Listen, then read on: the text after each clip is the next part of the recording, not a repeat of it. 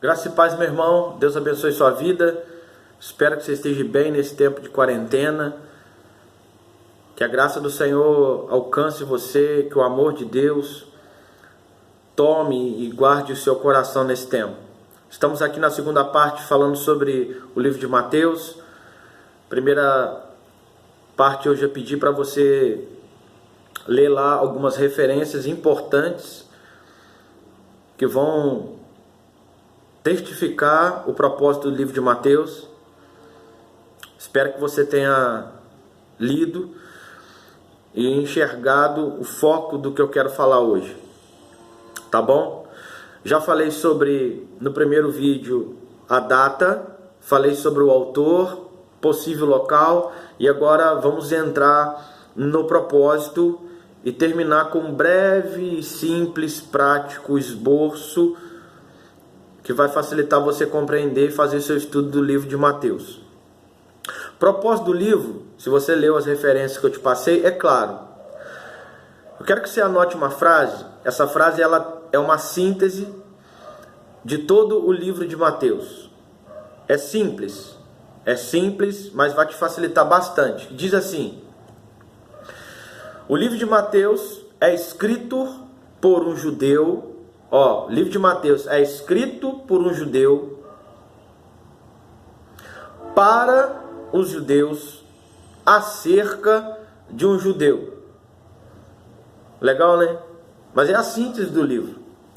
O propósito de Mateus é apresentar Jesus como Messias, como Rei, como ungido, aquele que cumpre todas as evidências, aquele que cumpre toda a lei, o segundo Adão que venceu, o segundo Adão que conseguiu cumprir toda a lei. E por que eu cheguei a essa conclusão e muitos chegaram?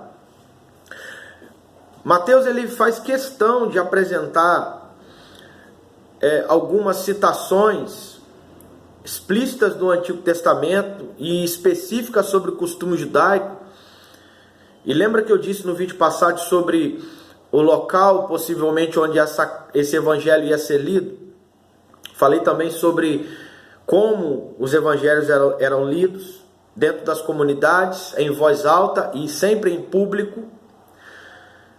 Com esse ponto de vista, Mateus, sabendo que esse evangelho ia diretamente para a igreja em Antioquia, essa igreja, na sua grande maioria, composta por judeus, ele não fez questão de explicar alguns costumes judaicos. Ele não fez questão nenhuma de explicar. Diante disso, nós podemos crer. Esse é o ponto que Mateus fez questão. Apresentar Jesus como rei, como filho de Davi. Olha que informação somente que os judeus têm como sentido. Filho de Davi. Mateus fez questão de começar a genealogia do seu livro em Abraão, mostrando a raiz de onde Jesus veio, de onde esse rei veio. Outro ponto interessante do livro de Mateus, existem algumas citações que nós só conseguimos encontrar dentro do livro de Mateus como reino dos céus. Essa citação, Jesus veio cumprir o reino dos céus, veio sobre vós os reinos dos céus, e são mais de 30 citações que você percebe isso, claro, dentro do livro de Mateus. Os judeus eles tinham um cuidado todo especial em proclamar o nome de Deus. Então Mateus teve esse cuidado de não colocar o reino de Deus, mas colocar como o reino dos céus. São algumas particularidades que colaboram ao entendimento que Mateus escreveu especificamente para os judeus. Dá para compreender isso?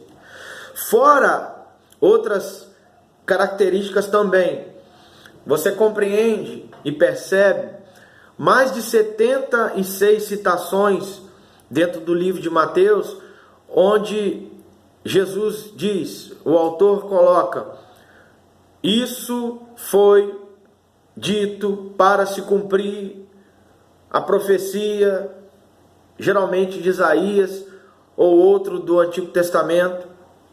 Esse termo Isso foi escrito para se cumprir o que foi dito pelo profeta tal.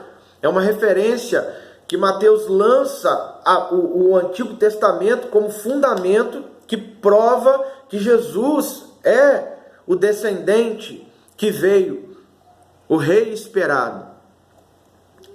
Fique com isso em mente. É claro, isso dentro do livro de Mateus, mostrando esse propósito, apresentando Jesus como o rei, o Messias, o prometido.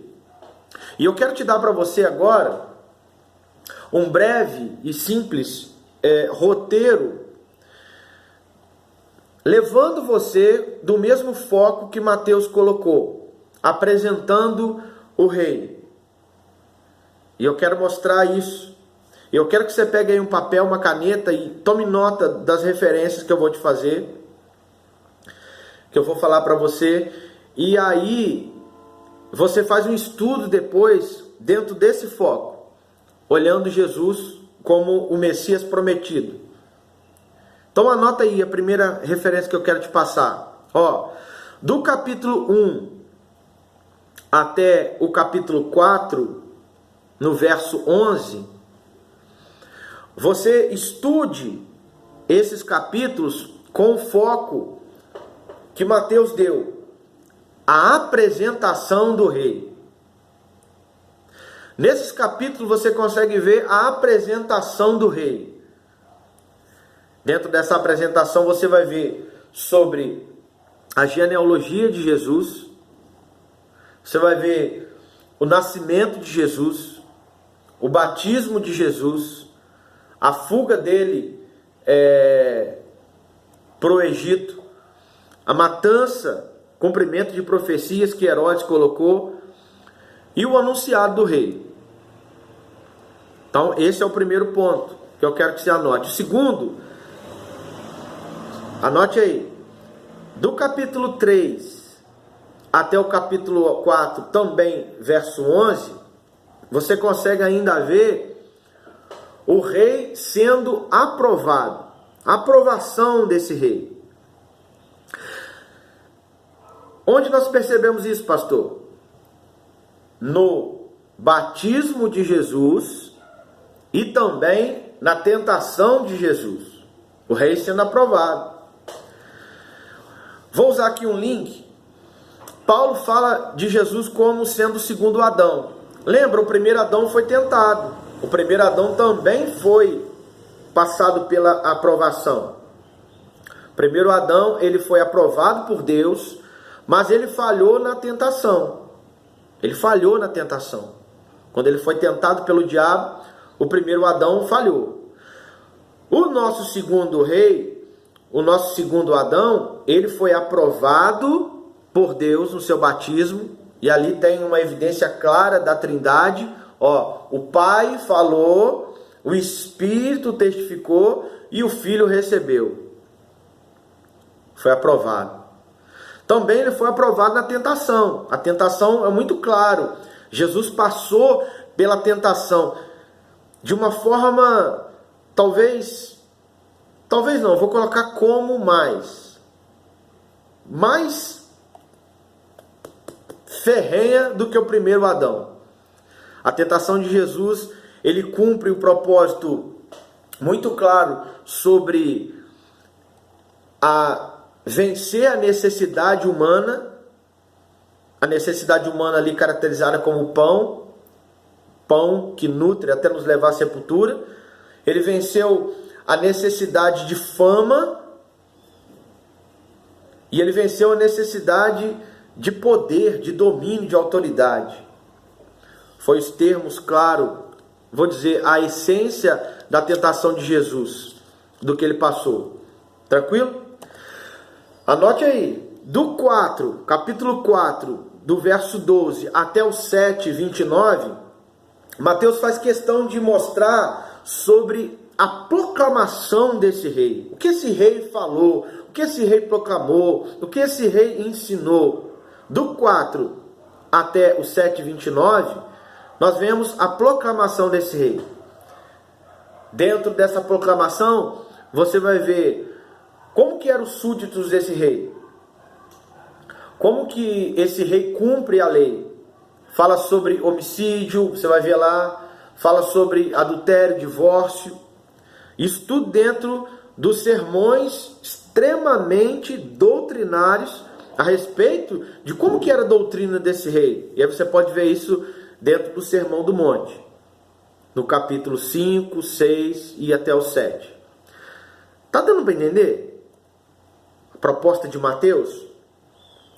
Do 4 ainda até o 7, dentro desse sermão, ele fala sobre a importância da oração, ele fala a importância do jejum, ele fala a importância dos dois caminhos, ele também dá a resposta.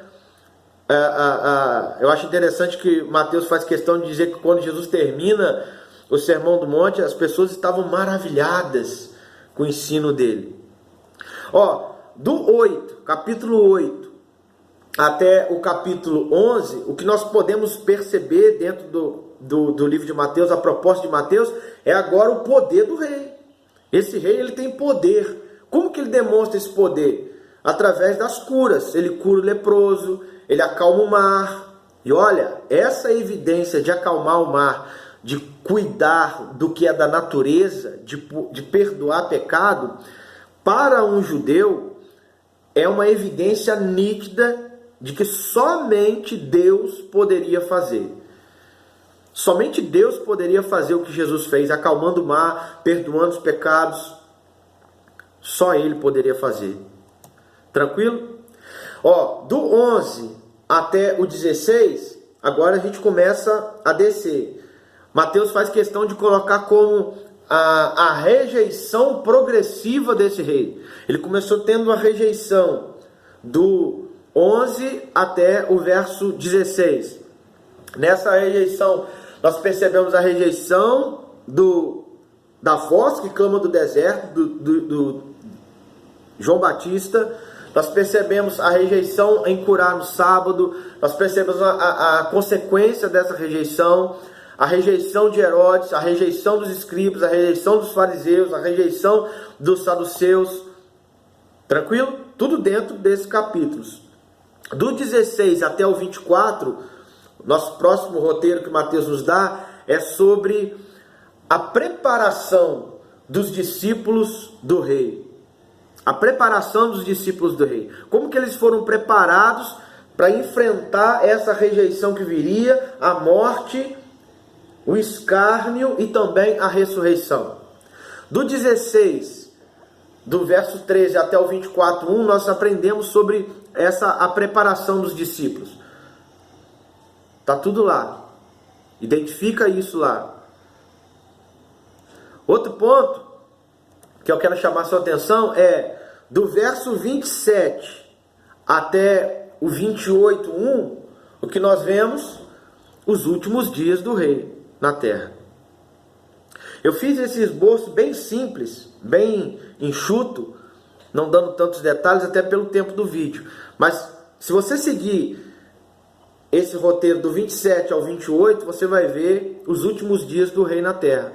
Dentro desses últimos dias você vai ver o julgamento do rei, a crucificação do rei, a morte do rei. Tá claro? Espero que esteja. Então, estude dentro desse roteiro.